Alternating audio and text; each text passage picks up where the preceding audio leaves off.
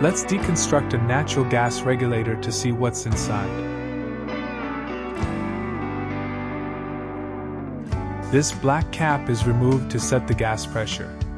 Clockwise to gain pressure and counterclockwise to reduce pressure.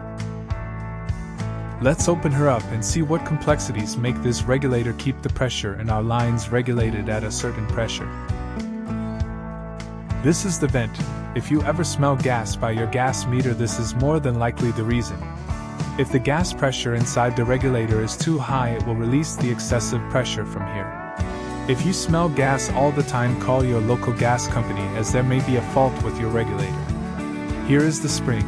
There are different spring loads depending on your gas pressure requirements. They are typically color-coded, and this is decided by the regulator supplier from the information they are given by your gas installed. This large rubber part is called a diaphragm. It is held in place by the swing arm, and the spring holds it closed until the gas is required. Then the spring works with the gas pressure to regulate a steady flow at the right preset pressure.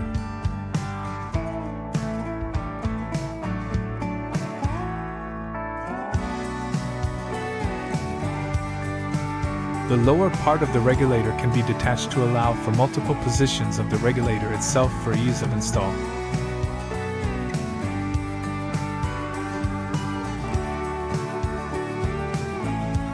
In here we see another part of the metering process, the orifice, again predetermined by the pressures and demands of the given system. This plunger allows the gas to flow as the diaphragm moves in and out.